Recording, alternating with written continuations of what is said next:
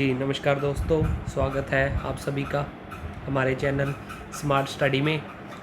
जैसा कि आप अपनी स्क्रीन पर देख रहे हैं कि आज हम लेके आए हैं ईडियम्स और फ्रेसेस, यानी कि जो इम्पोर्टेंट ईडियम्स और फ्रेसेस हैं, मोस्ट इम्पोर्टेंट, जो हर एग्ज़ाम में रिपीट होते हैं, वो करेंगे आज। इसको कुछ अलग तरीके से करने की कोशिश करेंगे ताकि हमें याद रहे। तो चलिए शुरू करते हैं। इसमें सबसे पहला है जी to break the ice.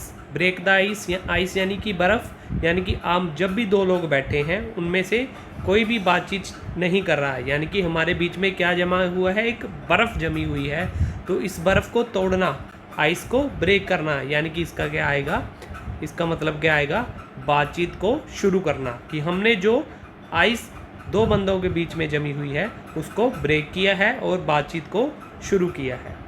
Next है जी ए मैन ऑफ स्ट्रो। स्ट्रो क्या होता है जी, जो हम आम भाषा में कह दें इसको पाइप, जो हमारा कोल्ड ड्रिंक वाला पाइप होता है, स्ट्रो होता है।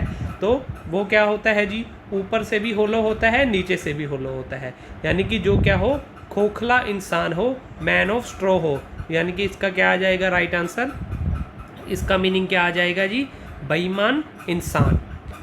तो चलिए नेक्स्ट है ब्रेक डाउन।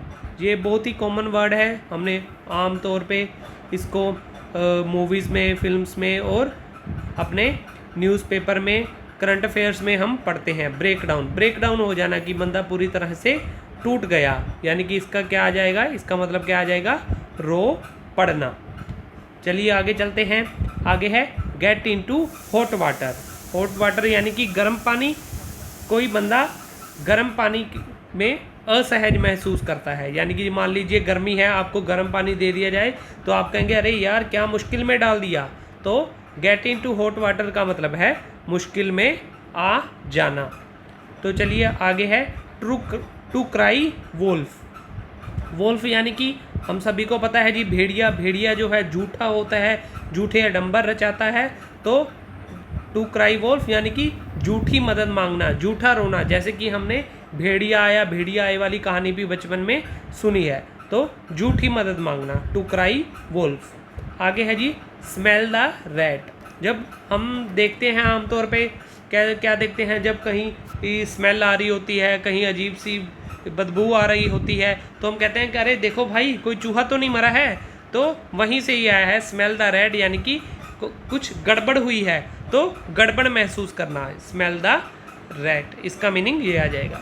चलिए आगे आ जाते हैं। आगे है जी put words in someone's mouth. ये तो अपने आप में ही क्लियर है कि अपने शब्द दूसरे के मुंह में डालना, अपनी बात को किसी के और के मुंह से कहलवाना या सुनाना, ज़बरदस्ती करना उसके साथ, तो इसका मीनिंग ये आ जाएगा। तो चलिए नेक्स्ट है be born with a silver spoon in a mouth. ये भी बहुत कॉमन सी कहावत है, हम सभी लोग सुनते हैं कि वो चांदी का चम्मच लेके मुंह में पैदा हुआ है, यानी कि धनी परिवार में उसने जन्म लिया है।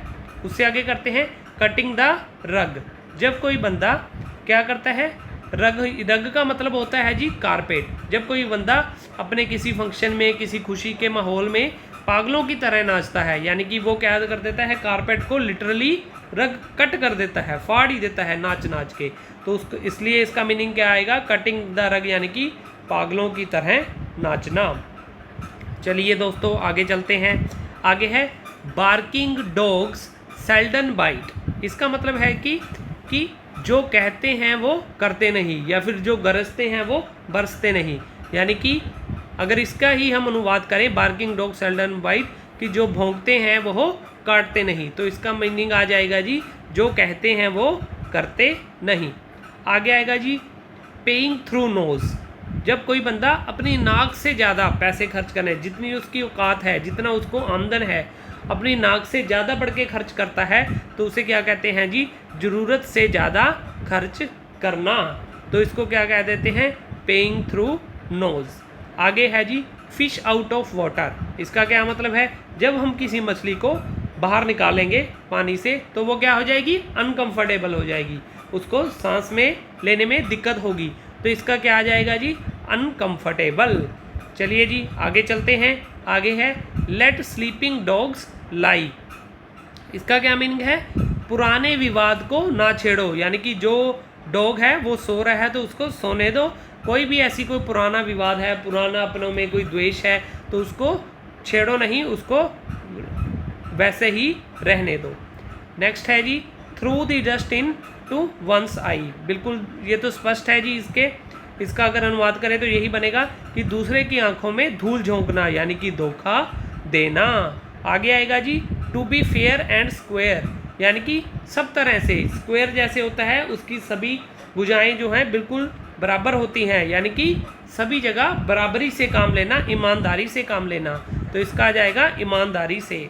आगे आएगा जी, वाइट एलिफेंट। वाइट एलिफेंट मतलब चीता हाथी, सफ़ेद हाथी। तो सफ़ेद हाथी जैसे बड़े बड़े हाथी होते हैं जिसका कोई काम नहीं होता है, वो क्या होता है, सिर्फ दिखाने के लिए होते हैं। तो इसका क्या आएगा, महंगी लेकिन बेकार चीज़ जो सिर्फ देखने में के लिए है, उसका कोई भी उपयोग नहीं है। आगे है जी, a hard nut to crack, यानी कि किसी मुश्किल से टकराना, कोई हार्ड नट टू क्रैक, कोई मुश्किल काम से टकरा जाना। आगे आएगा जी, make a mountain of molehill, यानी कि राई का पहाड़ बनाना, किसी की भी बात को बढ़ा चढ़ा कर बताना। तो दोस्तों ये थे इंपॉर्टेंट कुछ इडियम्स और फ्रेजेस। अगर आपको अच्छे लगे हैं तो हमारे चैनल को लाइक कीजिए, शेयर कीजिए, सब्सक्राइब कीजिए, ताकि आपको आपके एग्ज़ाम से रिलेटेड और भी ऐसे अच्छे अच्छे जो टॉपिक हैं हम करवाते रहेंगे।